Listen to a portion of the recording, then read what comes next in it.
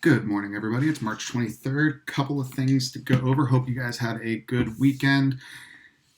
You know, playing Fortnite or doing something that was entertaining to you. Couple of things I wanted to go over before we talked about today's lesson. As y'all know, end of the 9 weeks is coming up, so that's going to be Friday. On the 27th, we got the end of the 9 weeks, so I need your work turned in by then. Send it pictures. I will be waiving 3 assignments for everybody of the missing variety. I know you guys have a lot of stuff that's been going on, and obviously we had a few changes. There will be no more paper drop-offs at the school and no more paper packets available. So with that, everything's got to be online. So between Delta Math and our new thing coming this week we're going to start using KudaWorks as well. You should see the link in the Tuesday assignment where we're talking about area and circumference, and we'll talk about that tomorrow morning, obviously. You guys should have seen this before. But all the information's in there.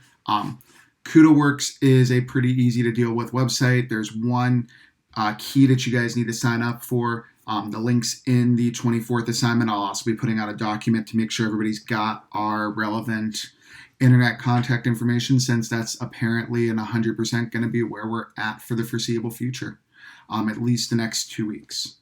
So we'll make sure we get signed up on there. Yeah, that's pretty much it as far as updates. Please make sure you're also noting that anything that needs turned in, it needs turned in, guys. I need whatever we can do. Willing to work with you between Zoom, emails. Get a hold of me as much as you can. So let's get a quick talk on vocab. Today's assignment's really very straightforward. It should be linked. If it's not, or anybody has any problem with it, please shoot me an email. This is an Edulastic assignment. It is 3 questions. I take that back. It's actually 4 questions long. And it's all classifying circle vocab. So I just wanted to take a couple minutes, run down with you guys some of the vocabulary that we're going over. Like, for example, the first one up, we would have a center. You guys have seen a decent amount of this to start off with. The center, we're just talking about that point in the middle of a circle. So this guy here, this point P, that's our center. Easy enough. The radius is going to be super important with any of our measurements. That's going to be AP here. It goes from the center out to any point on the circle. So if I had something going over here with a B, that would also be a radius. There can be as many radii as possible. This is a chord. And if you play guitar or anything, it's not quite that, but it's any segment that extends between 2 points, with both of those points being on the circle. So if I've got J here and K here, this segment JK is a chord. It's all contained inside of the circle. A specific kind of chord, and why it gets its own special mention spot here, is a diameter. Now, diameter goes from one side of the circle to the other. Could probably use a little bit smaller. Go here. Switch that over to something resembling powder blue. So diameter goes from one side to the other. You guys have worked with that for probably 5 or 6 years by now, I'm sure. A couple of the new terms that we have, and you will see, you've got this paper on your vocab, and a little bit more information will come to you. This is called a secant line. Now, the big difference, secant line contains a chord, but it's a whole line, so it goes on forever and ever and ever in both directions. A chord just stops. It stops between and inside of the circle. That part is the chord, where the rest of this is our secant line. Secants intersect at 2 points.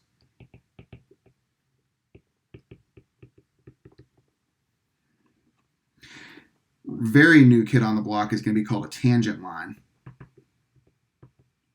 And this actually has very little to do with the tangent that you guys just did in trigonometry. A tangent has one point right here. We call this the point of tangency. And it's where it intersects. A tangent line intersects at one point.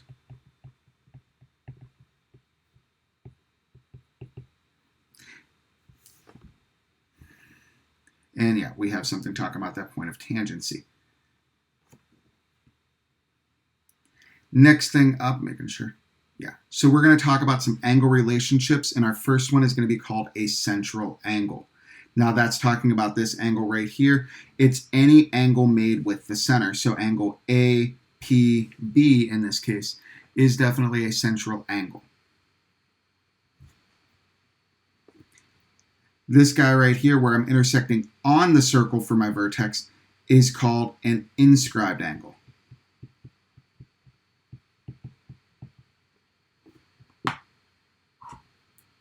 And an inscribed angle, we'll talk about the properties of that in the coming weeks. We're just kind of tossing out some vocab today.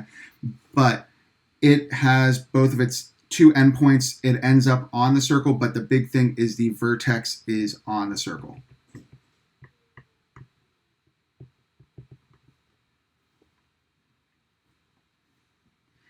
All right, in general, we have anything called an arc. Is connecting 2 points along the circle. We're not talking about the segment part. That's going to be a big difference here. If I connected those two along a line segment, that of course is a chord. But when I follow along on the circle itself, that's going to be where we talk about an arc. For notation's sake, we're going to talk about arcs underneath an arc. And we're going to make that arc AB. We can talk about arcs with either 2 or 3 points. If I talk about it with 2 points, I'm generally referring to a minor arc. And a minor arc is anything that's going to measure less than 180 degrees, so less than like half the circle. And we usually name that with 2 letters, and it talks about direction. So when I talk about arc AB, I'm intending to go from A directly to B. Now on the flip side, we have this. This is called, where this was called a minor arc. Over here, I have a major arc. And this is, of course, shockingly, more than 180 degrees. And when I have a major arc, you'll see I have to bring in the third letter. So I'm going to be talking still direction. I'm going from A around through C and ending up at B. So the arc name actually tells me some information, because just having arc BA is a whole different thing. That's going from here around to there. Generally, when you see the names like this, you assume shortest path. So when you're looking at the picture, if I've just got BA or AB, it's pretty much going to be interchangeable, where I need to bring in the third letter to give me a direction that I'm heading from A towards C and around and stopping at B. So that's going to be a big deal on major arcs. Same thing on our last term for today. That's a semicircle. And hey, just like our acute, obtuse, and right angles, this one is exactly 180 degrees.